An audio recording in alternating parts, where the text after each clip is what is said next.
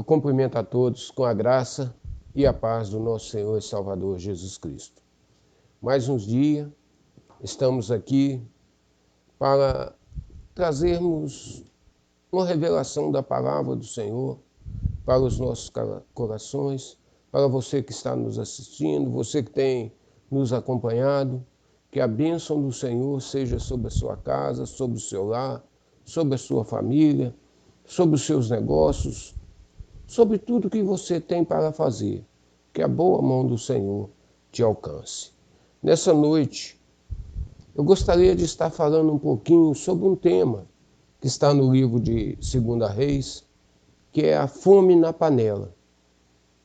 E eu gostaria que você, nesse instante, aí na onde você está, você possa curvar a sua cabeça um pouquinho, elevar os teus pensamentos ao trono da graça. E vamos agradecer a Deus por essa oportunidade de aqui estarmos, para aprendermos um pouquinho mais da palavra do Senhor e pedir ao Espírito Santo que traga iluminação, sabedoria, discernimento, entendimento sobre o que quer nos falar nessa noite. Querido Deus e amado Pai, Senhor, nós te louvamos, nós te glorificamos por tudo, ó Pai, que o Senhor tem nos concedido, pela oportunidade, ó Pai, de aqui estar mais uma vez para falar de Ti, do Teu amor, do Teu carinho, da Tua misericórdia. Pai, abre o nosso entendimento, a nossa compreensão, que o Teu Santo Espírito tenha total liberdade nas nossas vidas, nos nossos corações, preparando, ó Pai, para que a Tua palavra entre e faça morada e ache guarita, ó Pai, em cada coração que está nos assistindo. Derrama, Senhor, a Tua unção, a Tua graça, o Teu poder, e nos dê sabedoria e graça, Senhor, para falar da Tua palavra, do Teu amor, do Teu carinho e da Tua misericórdia, no nome do Senhor Jesus. Amém e amém. A palavra do Senhor está no livro de 2 Reis, capítulo 4, do versículo 38 ao 41. Você que tem sua Bíblia, se você quiser estar pegando ela aí, pegue e acompanhe com a gente a leitura da palavra do Senhor. Amém? A palavra do Senhor diz assim, 2 Reis, capítulo 4, do 38 ao 41. E voltando Eliseu a Gigal, havia fome naquela terra, e os filhos dos profetas estavam assentados na sua presença. E disse ao seu servo, põe a panela grande ao lume, e faz um caldo de ervas para os filhos dos profetas. Então um deles saiu ao campo a apanhar ervas, e achou uma parra brava, e colheu dela, enchendo a sua capa de corossíntidas. E veio e as cortou na panela do caldo, porque não as conhecia. Assim deram de comer para os homens, e sucedeu que, comendo eles daquele caldo, clamaram e disseram, homem de Deus, a morte na panela. E não puderam comer. Porém ele disse, trazei farinha. E deitou-a na panela e disse, dai de comer ao povo. E já não havia mal nenhum na panela. Amém? Quando nós olhamos a situação daqueles dias em que Eliseu estava sentado num rancho de profetas, onde havia uma grande seca acontecendo, provavelmente a mesma que aconteceu nos dias daquela tsunamita. Mas agora Eliseu está ali naquele rancho de profetas, onde a escassez de alimentação, a comida era pouca, e de repente eles resolvem fazer um caldo, e Eliseu manda colocar a panela no fogo, uma panela grande, fazer um caldão para alimentar todos aqueles discípulos de Eliseu, aqueles estudantes da palavra que ali estavam, onde provavelmente Eliseu ensinava a palavra para aquela turma. Mas agora, quando a comida é preparada, um jovem sai e apanha as colossíntidas, uma erva que é remédio. Na realidade, é uma planta que é um remédio, mas se comida em exagero, naquela proporção que foi colocada, causa mal, causa morte, se torna perigosa.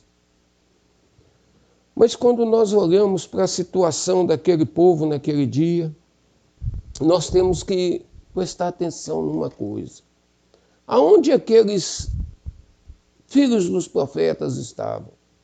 Estavam assentados, aprendendo a palavra. Mas de repente, algo que trazia morte entrou naquele recinto. A morte chegou em forma de satisfazer a fome, os desejos que eles tinham, a necessidade que tinham. Assim como naqueles dias que a morte entrou na panela, mesmo naquele grupo de pessoas que já conheciam, já tinham certo conhecimento da palavra, assim também nos nossos dias. Quantas coisas temos comido, quantas alimentação venenosa temos recebido na nossa casa, no nosso lar, através de palavras misturadas, aonde não temos observado o que faz mal e o que faz bem. Sabemos que a fome e a seca, a necessidade da palavra do Senhor tem sido muito grande, mas muitos não têm parado.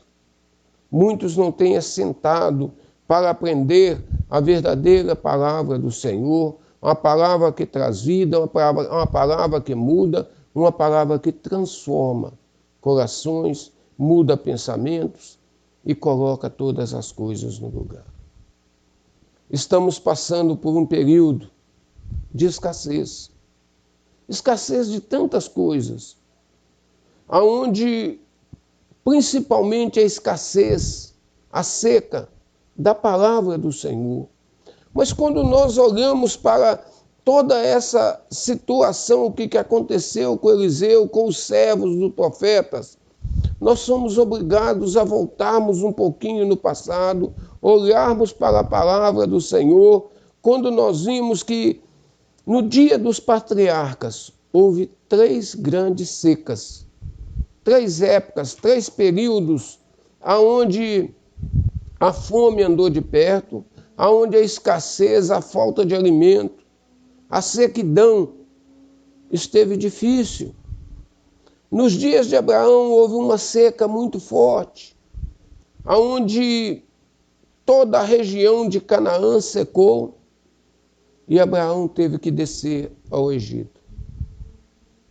Não é diferente nos nossos dias. Se nós olharmos para a palavra, Deus não fez nenhuma proibição para que Abraão descesse ao Egito. A fome estava grande, a seca era imensa, nada que se plantava crescia, produzia, os animais talvez morrendo aos poucos, porque a sequidão vem e acaba com o pasto, acaba com a água, acaba com tudo. As fontes secam. Mas Abraão desce ao Egito. Ali ele passa um tempo e volta. Deus não proibiu Abraão de descer ao Egito. Deus não proibiu porque Deus sabia as condições de Abraão, sabia a fé que ele tinha, de onde tinha chamado, como Abraão tinha caminhado com Deus, o quanto Abraão ouviu a palavra do Senhor e obedeceu quando ele mandou que ele saísse da terra, da sua parentela e fosse para o lugar que Deus o havia indicado. Abraão tinha condições de descer ao Egito. Desceu ao Egito, ficou ali, e ali cresceu e prosperou.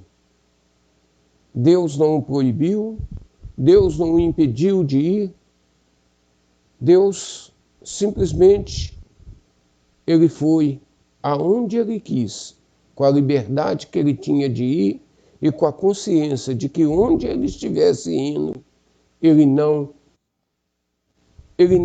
iria assumir o posicionamento do Egito, do mundo. Mas quando nós olhamos uma outra vez, houve uma grande seca novamente, nos dias já do filho de Abraão, agora nos dias de Isaac. E o coração de Isaac fala, olha, descerei ao Egito. Mas quando ele se prepara para descer, Deus fala com ele, não passe de Gerar. Isaac vai ficar em Gerar. E ali agora aquela seca foi longa, aquela seca foi grande. E Deus não permitiu que ele descesse ao Egito. E Isaac ali ficou.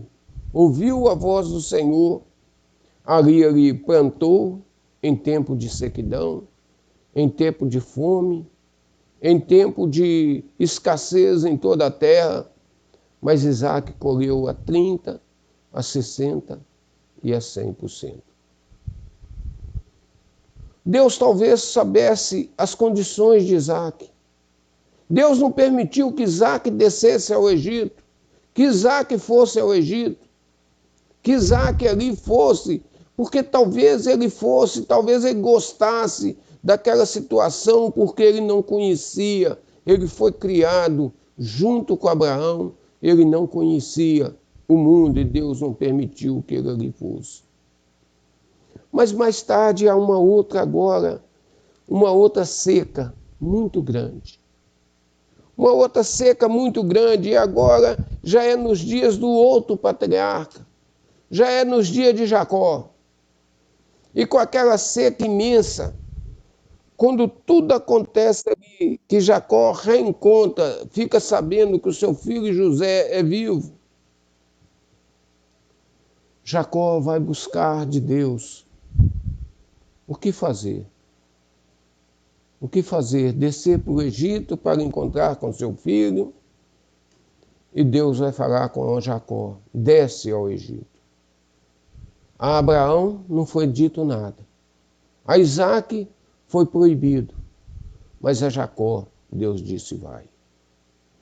Hoje nós vivemos uma situação onde o mundo tem entrado dentro dos lares cristãos. O mundo tem entrado dentro da igreja, o mundo tem feito tantas coisas, distraído a atenção de tantos servos de Deus, de tantos filhos de Deus que não têm prestado atenção do que está comendo, do que está bebendo e não têm prestado atenção que a volta do Senhor está próxima.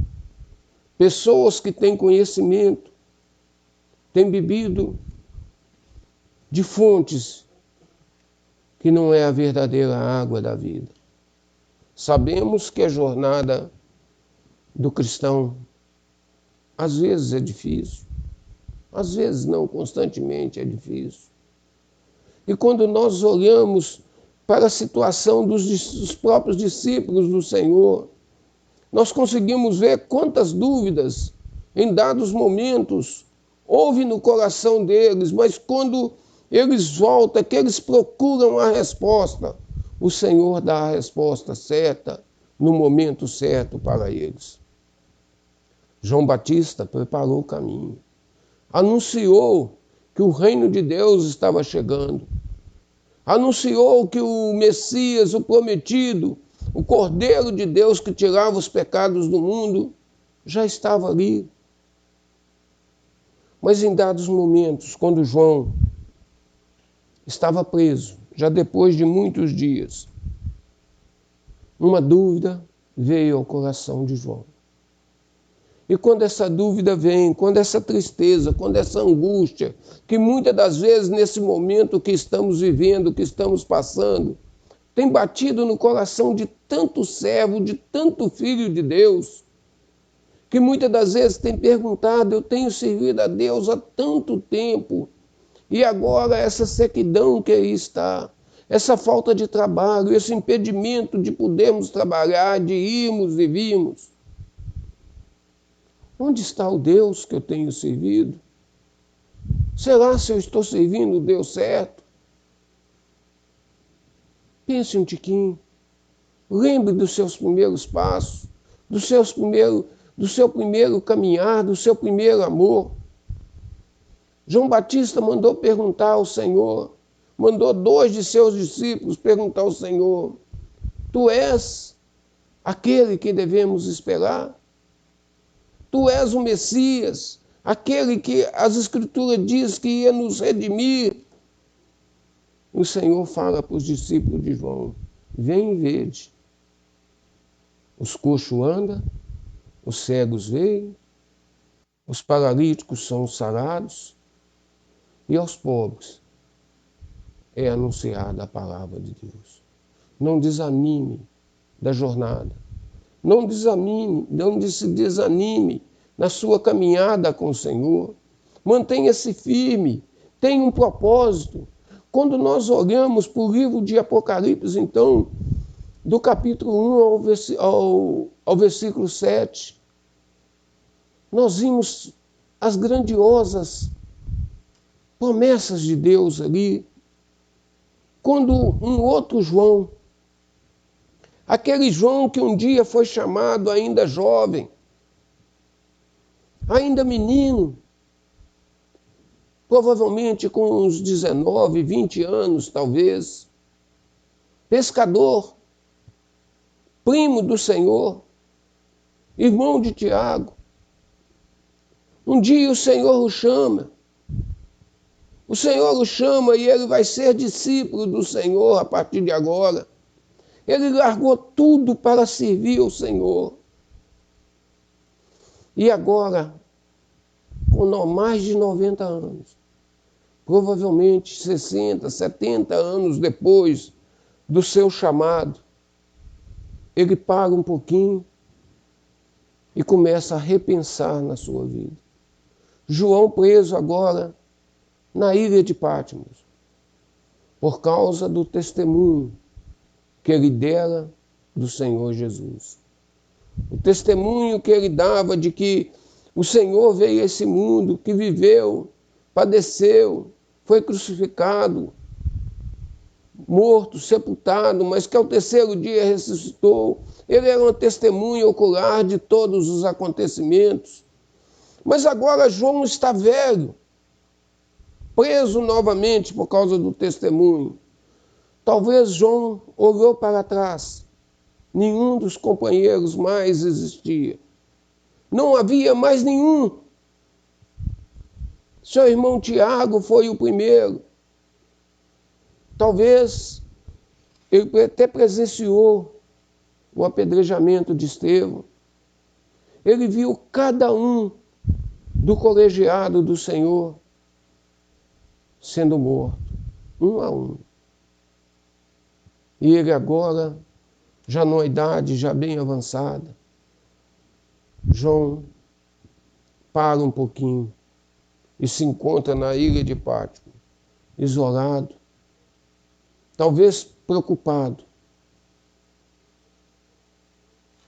O que vai acontecer agora? O que vai acontecer? E ali agora o Senhor vai dar uma revelação para João, uma revelação muito grande. Quando João está ali naquele momento de solidão, de tristeza,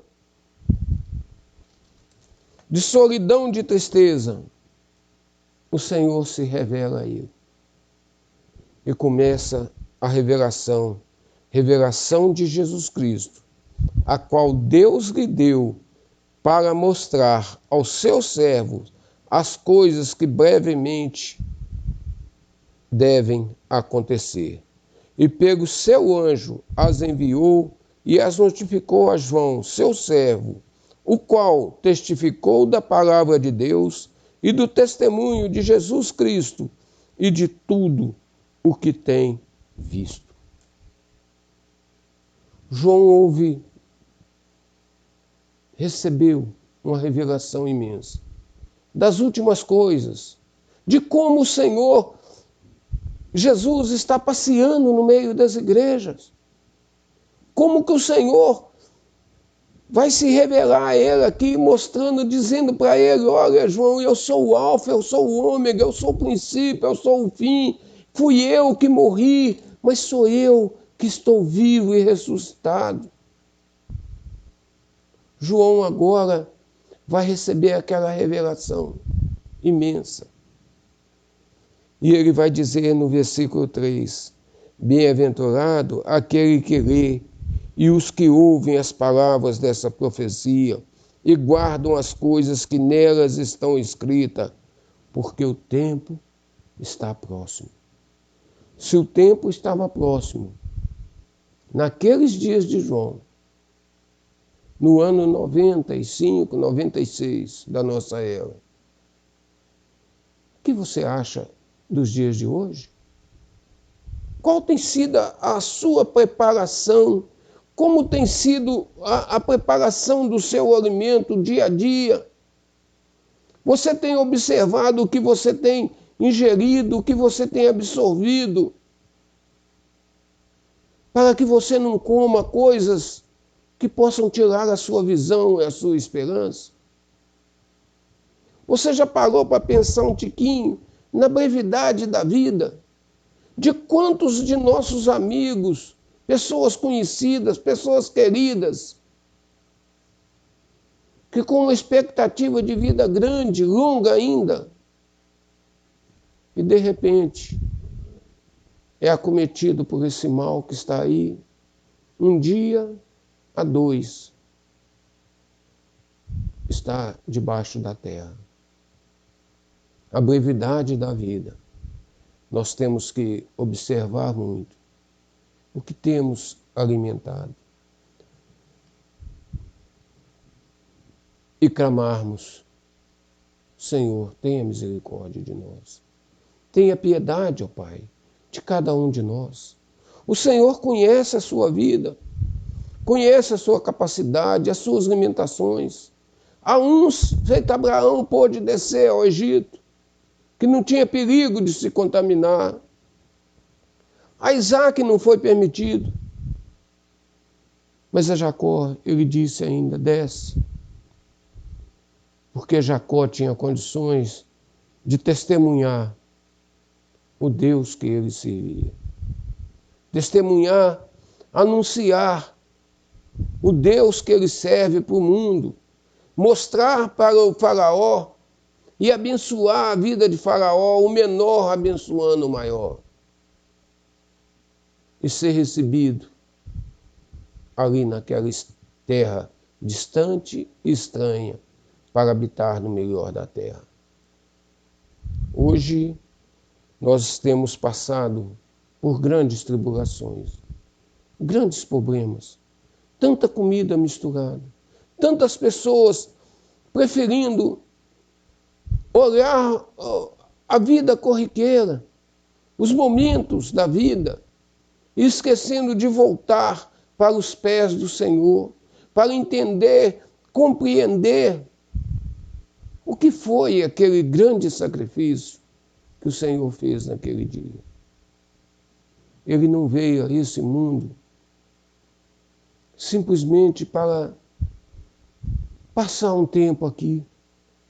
Ele veio buscar, resgatar as ovelhas perdidas da casa do Pai. O tempo que ele ficou aqui, ele anunciou a palavra de Deus.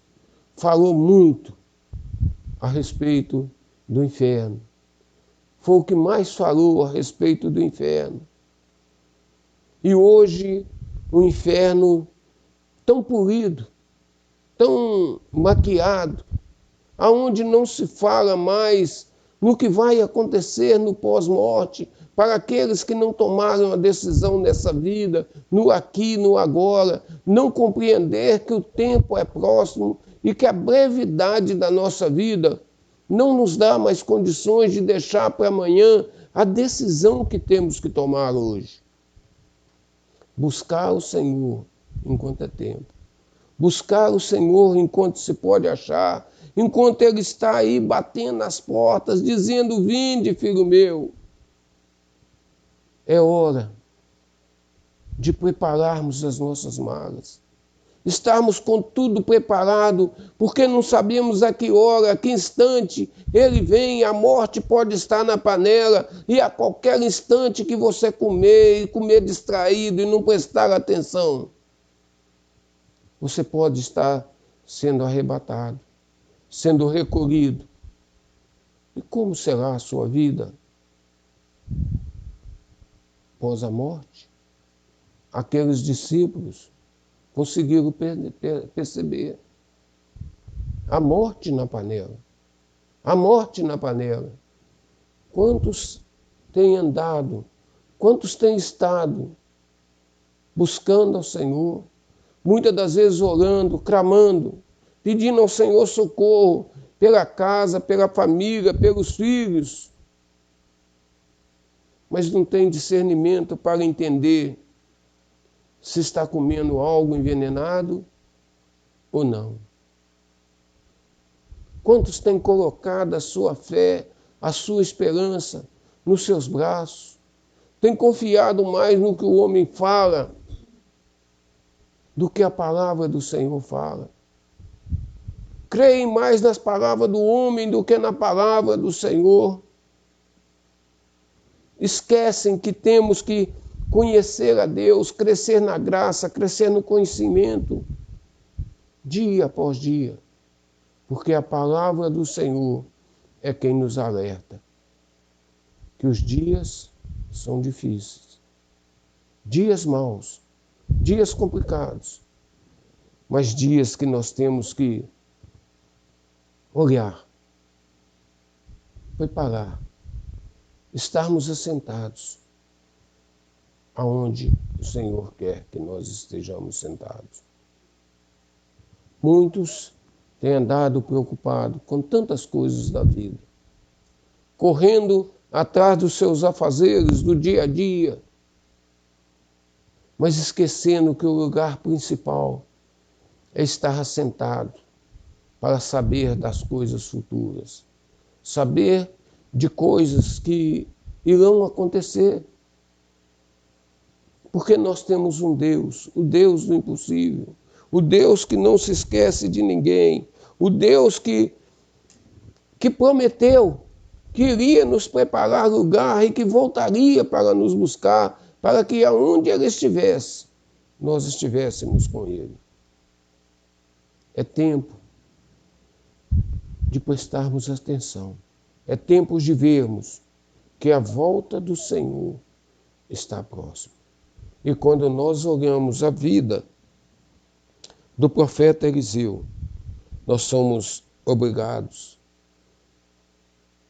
a repensarmos na nossa jornada, na nossa caminhada. Um homem trabalhador, que assim como João o evangelista, quando foi chamado, largou tudo e foi servir ao Senhor. Eliseu compreendeu quando Elias passou a capa sobre ele. E ele saiu. Ele compreendeu. E Elias perguntou para ele: sabes o que eu te fiz? E ele: sim, sei. E saiu sem olhar para trás. Despediu de seu pai, de sua mãe. Comeu os bois com os quais ele trabalhava. Fez um churrascão para os amigos de despedida. E tirou a mão do arado. E foi servir ao Senhor. Eliseu fez grandes coisas. Grandes coisas. Porque deu ouvido à palavra do Senhor. Soube discernir com o que tirar o veneno que havia na panela. A farinha é o alimento básico dos judeus. É com a farinha que se faz o pão. É com a farinha que é o alimento básico daquele povo. E o que pode tirar o veneno é somente o pão da vida. É o Senhor Jesus no seu coração, fazendo morada no seu coração. A fome, o desespero é grande. E naqueles dias que a morte estava na panela, Eliseu também faz uma multiplicação de pães, assim como o Senhor. 20 pães para 100 homens comerem e se fartarem. Aonde você tem colocado a sua fé, a sua esperança? Nos seus braços, na sua força, na sua esperteza, na sua sabedoria, no seu discernimento próprio. E está esquecendo que tudo isso que você tem só vem de um, vem do Senhor. E é Ele que te abençoa, é Ele que te guarda, é Ele que te protege, é Ele que te dá vida, e essa vida em abundância. Mas não se esqueça que o sopro da vida, quem te deu também foi Ele. E precisamos estar atento a isso. Volte para os caminhos do Senhor.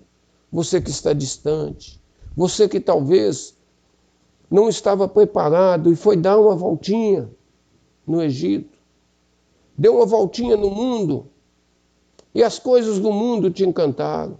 Os prazeres do mundo brilharam aos teus olhos. Peça ao Senhor nessa noite iluminação e fala como aquele cego de Jericó, quando ele clamava à beira do caminho: Filho de Davi, tem misericórdia de mim. Filho de Davi, tem misericórdia de mim.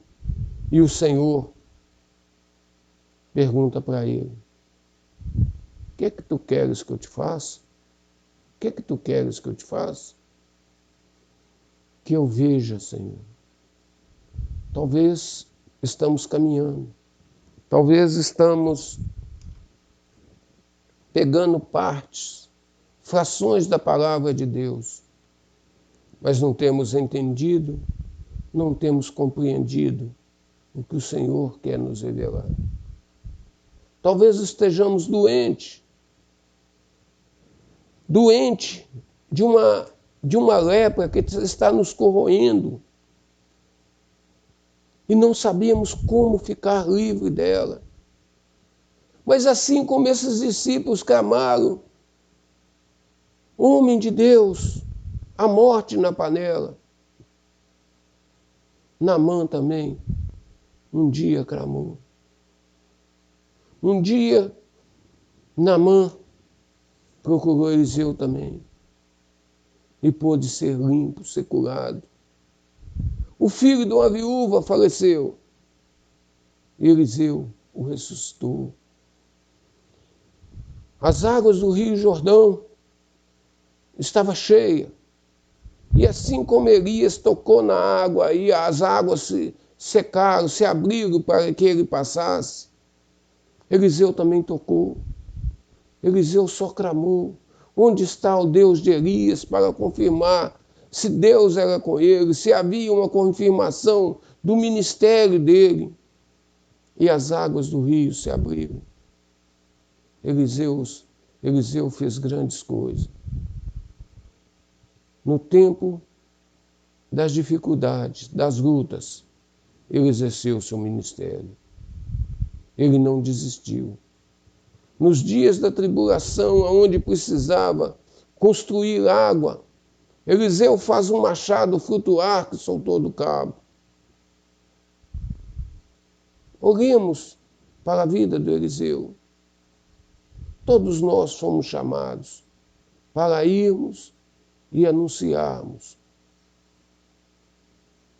tudo o que aconteceu com o Senhor Jesus.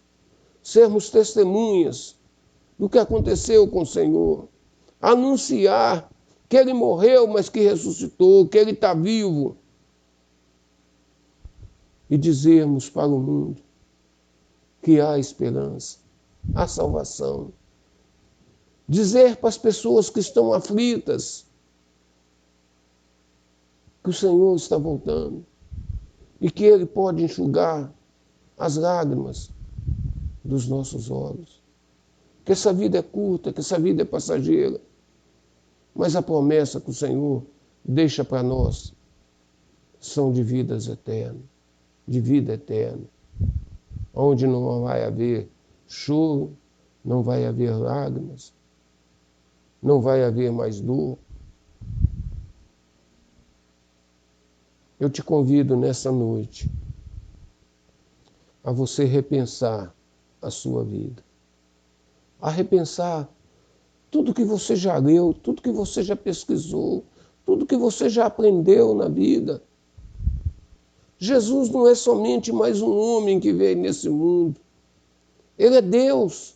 Ele deixou a sua glória, ele se esvaziou dele para viver a minha vida, a sua vida. Ele morreu, padeceu uma morte de cruz, foi abandonado pelos seus. Até o próprio Pai o abandonou. E naquela cruz ele clamou: Deus meu, por que me abandonaste? Para levar sobre si os meus pecados, os seus pecados, e o castigo que nos trouxe a paz estava sobre ele. Que possamos repensar em todo esse sacrifício do Senhor e pedirmos, reconhecermos que somos pecadores, que estamos nessa vida de passagem, uma breve passagem, e que a vida é muito curta para a gente brincar com as coisas que são eternas. Que você possa repensar em tudo que você tem comido, analisar direitinho e ver aonde tem sido a sua fonte de inspiração e de vida. E que o Senhor Jesus os abençoe poderosamente. Eu gostaria de orar por você nessa noite. Pedir ao Senhor que ilumine o teu coração, que te dê sabedoria, capacidade para ir aonde Ele te enviar. Aonde Ele te disser que você pode ir, vá. Aonde Ele não te disser nada, pergunte para Ele. Se você já tem condições de entrar e sair em qualquer lugar, ou se é para você ficar parado um pouco, para você esperar você amadurecer, crescer na graça, crescer no conhecimento e não embaraçar com as coisas desse mundo, mas ser renovado dia após dia através da palavra do Senhor. Eu gostaria de estar orando por você. Querido Deus e amado Pai, Senhor, eu te louvo pela tua palavra. Te louvo, Senhor, porque o Senhor deixou escrito até, Senhor, os embaraços, as dúvidas dos teus servos e dos teus filhos, para que nós percebamos, ó Pai, o quanto pequeninos somos, o quanto somos carentes de Ti, necessitamos do Senhor. Nesses dias difíceis, nesses dias que essa pandemia está aí, ceifando vidas, levando pessoas, ó Pai, queridas, pessoas amadas, nos tirando, ó Pai, a oportunidade de estarmos reunidos, louvando, glorificando, bendizendo o Teu santo nome, testemunhando, ó Pai, do Teu amor, do Teu carinho e da Tua misericórdia. Ó Pai, traga a cura, Senhor, para esse que está enfermo, para essa pessoa, ó Pai, que está ali sem conseguir respirar direito, faltando ar, que está precisando de um leito no hospital e já não está mais achando. Que o Senhor entre, ó Pai, com a misericórdia do Senhor, porque não cai uma folha da árvore sem a permissão do Senhor. Não sabemos, ó Pai, não conseguimos entender o que o Senhor está operando nesse momento de grande dor e grande sofrimento para todo o mundo. Mas sabemos, ó Pai, que uma coisa é certa, que em todas as coisas o Senhor tem um propósito, para ensinar, para corrigir, para nos alertar, ó Pai, que o Senhor está no controle, Por isso, ó Pai, eu te peço, abra o entendimento, a compreensão de cada um dos teus servos. E que eles possam, ó Pai, entender e render aos pés do Senhor. Voltar para o Senhor, mas voltar, ó Pai, de braços abertos. Voltar, Senhor, reconhecendo que pecaram, que erraram, que falharam. Mas que o Senhor também possa abrir os olhos espirituais, os ouvidos espirituais, restaurando, Senhor, a fé, a confiança, restaurando, ó Pai, o primeiro amor, a alegria, Senhor, de estar na Tua casa, a alegria de estar na Tua presença. Pai, eu oro e te agradeço e peço a Tua bênção sobre a vida de cada pessoa que está nos assistindo e que o amor de Deus Pai, a graça do nosso Senhor e Salvador Jesus Cristo, seja com toda a igreja do Senhor Jesus sobre a face da terra. E que o Senhor vos abençoe e vos guarde, e faça resplandecer sobre ti o teu rosto, e tenha misericórdias de ti, e te dê a paz. Até quarta-feira, se o Senhor assim nos permitir.